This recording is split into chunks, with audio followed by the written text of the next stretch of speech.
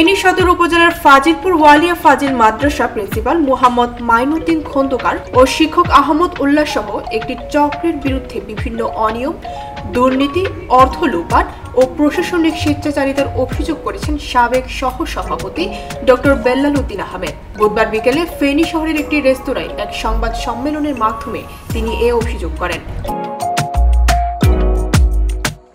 অভিযোগে ডক্টর বেল্লাল উদ্দিন উল্লেখ করেন, গভর্নিং বডির অনুমোদনহীন ভুয়া ব্যাংক অ্যাকাউন্টের মাধ্যমে লেনদেন, বিশেষ প্রকাশনা থেকে প্রায় ৪৪ লাখ টাকা আত্মসাৎ, দাতা সদস্যদের নাম অন্তর্ভুক্তির জন্য ফিরোজউদ্দিন আহমেদ ও ফরিদউদ্দিন আহমেদ ৪,৫০,৯২০ টাকা জমা দিলেও তাদের দাতা সদস্য তালিকায় অন্তর্ভুক্ত করা হয়নি।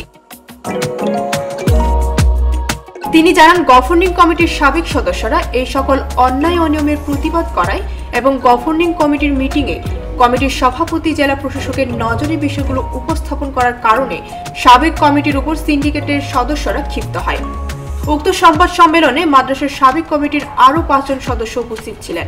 খুব চমৎকার একটা কোশ্চেন আপনি করেছেন। আপনারা গণমাধ্যমের কর্মী যারা এখানে আছেন, আপনাদের কাছে আমি বোধহয় একেবারে অপরিচিত কেউ নয়।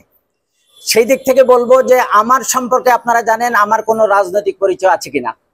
আমার মনে হয় আপনারা কেউ নিশ্চয় কোথাও কোনো সম্পৃক্ততা আমাকে পান নেই।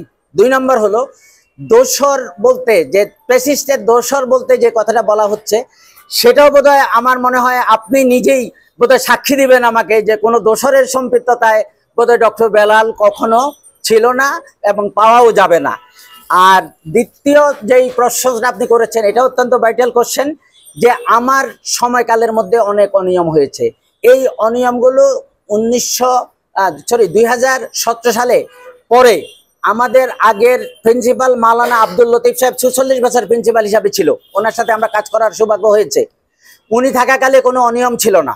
এই অনিয়মগুলো এই প্রিন্সিপাল যোগদান করার পর থেকে উনি অত্যন্ত বিচক্ষণ এবং মেধাবী মনে করি কিন্তু এই প্রতিষ্ঠানের ছাত্র মাইনুদ্দিনকে আমরা প্রিন্সিপাল হিসেবে পরীক্ষার মাধ্যমে আমরা সুযোগ দিয়েছিলাম। অনেক প্রতিযোগিতা, 2 বার পরীক্ষা হয়েছিল।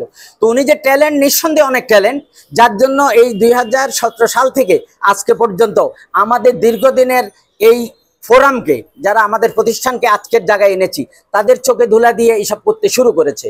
যখন আমরা বিভিন্ন মিটিংয়ে তার কাছে হিসাব চেয়েছি, এবং আমাদের মিটিংয়ের বাইরে তো তার সাথে পার্সোনাল কোনো কথা বলার সুযোগ নাই। আমাদের জেলা প্রশাসকের কনফারেন্স হলে আমাদের মিটিং হয়, সেখানে আমরা যখন উপস্থাপন করি, এই সমস্ত কারণে উপস্থাপন না করে আমাদের এই আজকের পুঞ্জীভূত যেটা তৈরি করেছে, যার কারণে আমরা আজকে প্রকাশ করতে বাধ্য হয়েছি। এই সময় তিনি মাদ্রাসার আর্থিক ও প্রশাসনিক দুর্নীতির বিষয়ে কর্তৃপক্ষ তদন্ত কমিটি গঠন করে যথাযথ ব্যবস্থা গ্রহণ, ভোটাধিকার নিশ্চিত করা এবং অবৈধ ব্যাংক লেনদেনের বিষয়ে অবিলম্বে তদন্ত করে দায়ীদের বিরুদ্ধে আইনানুগ ব্যবস্থা নেওয়ার দাবি জানান। সংবাদ সম্মেলনে উপস্থিত ছিলেন সাবেক বিদ্যুৎ শাহী সদস্য মোহাম্মদ ফজলুল করিম স্বপন, এটিএম কামাল উদ্দিন ভুইয়া, মোহাম্মদ নুরুল আফসার, অভিভাবক প্রতিনিধি মোহাম্মদ মুসা, মহিউদ্দিন আহমদ, প্রতিষ্ঠাতা সদস্য মোহাম্মদ নুরুল আমিন সহ স্থানীয় গণ্যমান্য ব্যক্তিরা। বৃষ্টি রাজেল, ভোরের পাতা।